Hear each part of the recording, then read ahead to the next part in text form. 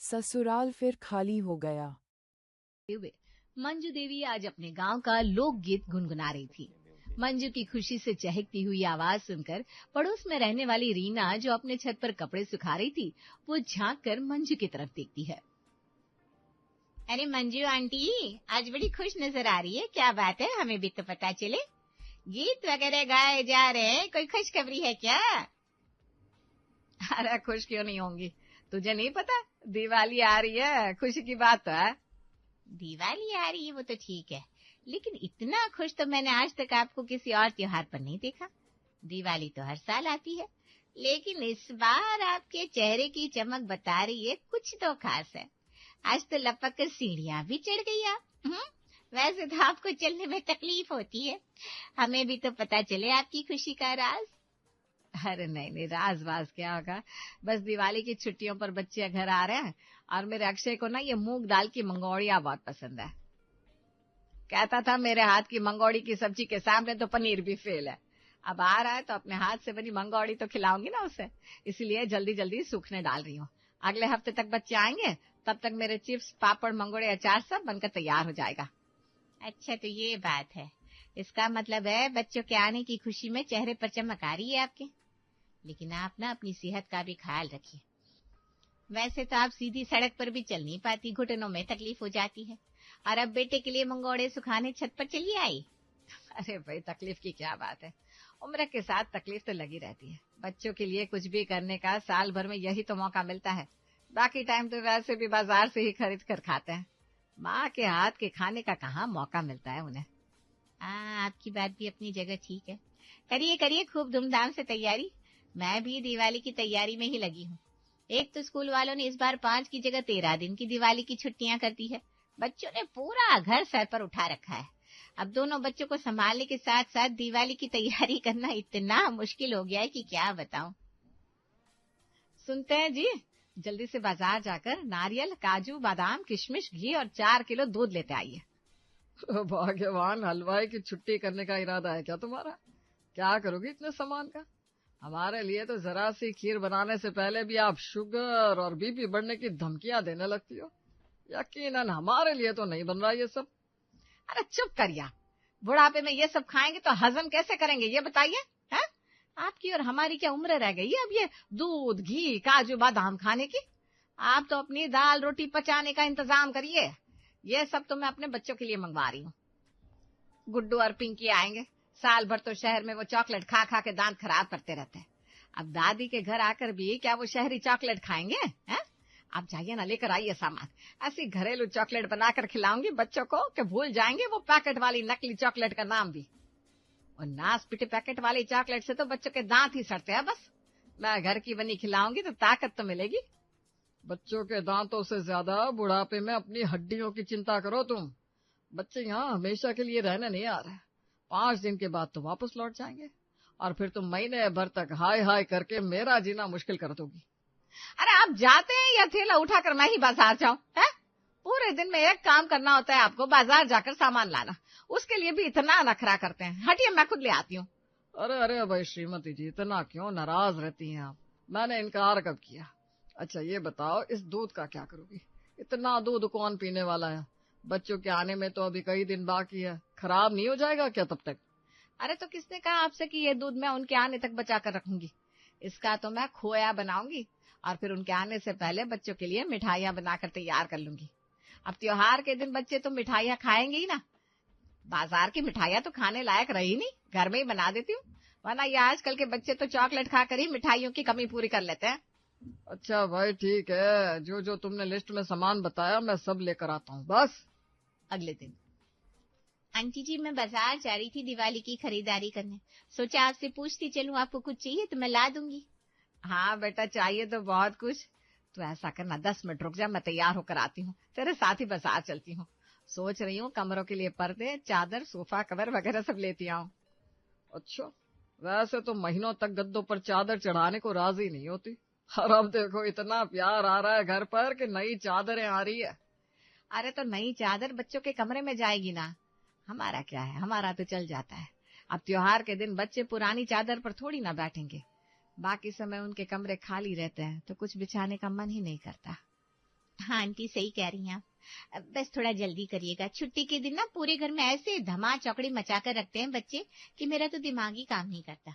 बड़ी मुश्किल से बच्चों को खाना खिलाने के बाद अकेला छोड़कर निकली हूँ। बहुत जल्दी जल्दी सब निपटाना पड़ेगा। हाँ हाँ बेटा, चल चलते हैं। रीना और मंजू पड़ोसन थी। रीना भी 2 बच्चों की माँ थी। उसके दोनों बच्चे स्कूल में पढ़ते थे और पति पास ही के शहर में नौकरी करता था, जो अधिकतर रविवार के दिन ही घर आया करता था। बाकी के हफ्ते के 6 दिन रीना अकेले ही पूरा घर संभाला करती थी। दूसरी ओर मंजू देवी के 2 बेटे थे, जो मुंबई शहर में नौकरी करते थे और वहीं पर अपने पत्नी और बच्चों के साथ रहते थे। पिछले साल दिवाली पर मंजू के बेटे माँ के पास गाँव नहीं आ पाए थे। पिछले साल की दिवाली मंजू के लिए बहुत सूनी और बेरंग थी, लेकिन इस साल दोनों बेटों ने वादा किया था कि वो दिवाली के लिए गांव आएंगे। दिवाली के अगले दिन मंजू की बेटी दिशा भी आने वाली थी। पूरा परिवार मिलकर त्योहार मनाने वाला था, इसलिए मंजू की खुशी का कोई ठिकाना नहीं था। रीना और मंजू दोनों ने अपने घर के लिए सजावट से लेकर खाने पीने के सामान तक ढेर सारी शॉपिंग कर ली थी। दोनों ही माओं के लिए ये त्योहार बहुत खास था। दोनों अपने परिवार के लिए त्योहार को बेहद खास बनाना चाहते थे। बाजार में, आंटी रंगोली की कलर आपके लिए भी ले लूं? मेरे बच्चे रंगोली के नाम से ही खुशी से खिल उठते हैं। सही बताऊं तो दिवाली के दिन इतना काम हो जाता है कि रंगोली बनाने का मेरे पास समय ही नहीं रहता। लेकिन मेरी बेटी ना बहुत जिद करती है और उसी के लिए मुझे किसी तरह समय निकाल कर रंगोली बनानी ही पड़ती है। अरे नहीं बेटा, इस उम्र में घुटने के बल बैठ कर रंगोली बनाना मेरे बस का नहीं है। हाँ लेकिन ऐसा कर, रंगोली के रंग तो ले ही ले। इस बार बच्चे आने वाले हैं, हो सकता है बहू की बनाने की इच्छा हो तो वो इस्तेमाल कर लेगी। घर जाकर लाइट वाले को भी बुला लूंगी, आकर घर सजा जाएगा। बच्चों को ऐसा नहीं लगना चाहिए कि गांव में आकर दिवाली बेरंग हो गई और उन्हें मजा नहीं आया। इसलिए मैं अपनी तरफ से रौनक का पूरा इंतजाम करूंगी। नए कपड़े, लाइट्स, मिठाइयाँ, पकवान, फूल, सजावट, सब कुछ तैयार हो गया था। धनतेरस की शाम जब मंजू के बच्चे घर पहुंचे, मानो पूरा घर खिल उठा। अरे बहू, तुम कहाँ उठकर रसोई में जा रही हो? अरे तुम लोग थक कर आए हो, बैठो आराम से। तुम्हारी सासू माँ ने खाने पीने की, नाश्ते की सब तैयारी करके रखी है। माँ, क्या जरूरत थी आपको इतनी तकलीफ करने की? आपके पैरों में दर्द रहता है ना, अचानक दर्द बढ़ जाएगा तो त्योहार भी नहीं मना पाओगी। अरे मैं बाहर से कुछ ऑर्डर कर देता, किसी को भी इतनी टेंशन लेने की जरूरत नहीं थी। मेरे रहते बाहर से खाना क्यों ऑर्डर करेगा तू? है कितने दिन से इंतजाम कर रही हूँ कि मेरे बच्चे आएंगे तो ये बनाकर खिलाऊंगी, वो बनाकर खिलाऊंगी। तुम खाते खाते थक जाओगे, इतनी तैयारी करके रखी है मैंने। और तू कह रहा है बाहर से मंगवाएगा? हाँ तो बस आराम से बैठो, चाय नाश्ता कर। अच्छा बहू, आजा मेरे साथ, बस नाश्ता लगवाने में मदद कर दे, बाकी सब तैयार करके रखा है मैंने। जी माँ जी, अभी आई। ये लो बच्चों, दादी के हाथ के बने हुए स्पेशल मेवा बाइट। तुम्हारी उस चॉकलेट को फेल ना कर दे तो कहना। दादी, ये बहुत टेस्टी है। इसमें तो नट्स का भी टेस्ट आ रहा है। हाँ तो इसमें असली काजू बादाम डाले हैं मैंने। उन विज्ञापन वालों की तरह थोड़ी ना काजू दिखाकर मूंगफली खिला दिया। अरे माँ, रहने दो, इनके लिए चॉकलेट की आदत ही ठीक है। ये सब मेवा मिष्ठान खिलाकर आदत मत बिगाड़ो इनकी। उनकी मम्मी के बस का नहीं है घर में ये सब बनाकर खिलाना। अरे नौकरी के साथ 2 टाइम का खाना बन जाता है, वो कम है क्या? आपके चॉकलेट और बिस्किट भी मैं घर पर बैठकर बनाऊंगी। बहू ठीक ही तो कह रही है, मेरी बात और है। मैं यहाँ के लिए पूरा दिन खाली तो रहती हूँ, मैंने बना दिया तो क्या हो गया? इनके पास कहाँ उतना समय होगा। अच्छा, शहर जाकर जैसे रहना है रहो, लेकिन अभी तो मैं अपने पोते पोतियों को अपने हाथ के बने मेवा बाइट ही खिलाऊंगी। जब तक यहाँ से जाएंगे तो चमक आ जाएगी चेहरे पर। 5 दिन में चमका दोगी? ऐसा कौन सा जादू है भाई तुम्हारे पास? बच्चे आए नहीं और आपने जाने के दिन गिनने शुरू कर दिए। जी भर के खुश तो हो लेने दो मुझे। आपकी आदत ना मुझे बिल्कुल पसंद नहीं है। पापा क्यों करते हैं आप ऐसा? मन दुखा दिया ना माँ का। लो भाई, हमने ऐसा क्या कह दिया? तुम सब माँ बेटे एक हो जाते हो, इस बूढ़े की तो कोई कदर ही नहीं है। बाबूजी, आपकी तरफ हम दोनों बहुएं हैं, आप खुद को अकेला मत समझिए। आप इतना बताइए, आपको कौन दबा रहा है? देखा, ये बेटे तो धोखेबाज निकल गए और बहुएं बेटी हो गई मेरी तो। पूरे घर में रौनक थी, हर कमरे में चहल पहल नजर आ रही थी। हॉल में बच्चे धमा चौकड़ी कर रहे थे, सीढ़ियों से बच्चों के दौड़ने की खटखट सुनाई पड़ रही थी। बहुएं बार बार बच्चों को ध्यान से खेलने की नसीहत दे रही थी। ऐसा लगता था घर का हर कोना जी उठा हो और चुप रहने वाली दीवारें भी बातें कर रही हो। पापा, कितनी अच्छी सजावट हुई है घर की, बहुत अच्छा लग रहा है। ये सब तुम्हारी माँ के बदौलत है। वही न जाने कब से लगी है तैयारियों में। घी, दूध, मेवे, मिठाई, क्या कुछ तैयार किया हुआ है उसने। अरे त्योहार है भाई, कौन सा त्योहार बिना मेवे मिठाई के होता है। आज तो दाल कचौड़ी बनाएंगे शाम को, इलायची वाली चाय और दाल कचौड़ी। याद है छोटे कैसे खाता था तू? अरे पूरा चट कर जाता था और किसी को खाने नहीं मिलता था। बहुत बड़ा चिढ़ोरा है ये। वैसे माँ ये बहुत गलत बात है, सारी चीज अक्षय की पसंद की बनाई है आपने, हमारी तो कोई वैल्यू ही नहीं घर में। ए बड़े, ऐसा कैसे सोच लिया तूने? हाँ, सबकी पसंद की सारी चीजें बनी है, सबकी पसंद का खाना बनाया तेरी माँ ने। बच्चों के साथ हंसते मुस्कुराते कब दीपावली का त्योहार बीत गया पता ही नहीं लगा। दिवाली के अगले दिन मंजू की बेटी भी घर आ गई थी। माँ रंगोली तो बहुत खूबसूरत बनी है, आपने तो बनाई नहीं होगी। अरे नहीं भाई, मुझे कहाँ आता है बेटा, ये सब तेरी भाभीियों ने मिलकर बनाई है। पूरे मोहल्ले के लोग आकर देख कर गए, इतनी सुंदर बनी है। बेटा बच्चों के आने से ही घर घर लगता है, वरना त्योहार कब आया और कब चला गया पता ही नहीं लगता। मम्मी छोड़ो ना ये सब बातें, कल भैया दूज है, उसकी तैयारी करते हैं, फिर शाम तक मुझे भी निकलना होगा। हाँ बेटा वो तो है। अगले दिन ये लो बेटा, टीका करवा के ये शगुन रख दो बहन के हाथ पर, खाली हाथ टीका नहीं करवाते। अरे मम्मी खाली हाथ नहीं करवा रहा हूँ, इसके अकाउंट में डाल दूंगा इसका शगुन। अरे अकाउंट में बाद में डालना, लेकिन अभी तुम इसके हाथ पर शगुन के नाम पर ये रख दो, बाद में अकाउंट में जो भी डालना डालते रहना।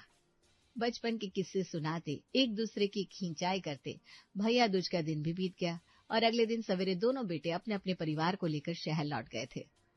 अरे भाग्यवान, सुनती हो, बिजली वाले का फोन आया था, पूछ रहा था कितने दिन और लगेगी ये झालर, फिर उतार कर ले जाएगा। क्या कहूँ उससे? अरे उससे कहिए जब मन करे तब उतार कर ले जाए, अब क्या करना है उसकी झालर का। अरे अभी छठ तक लगे रहने देते हैं, क्या परेशानी है।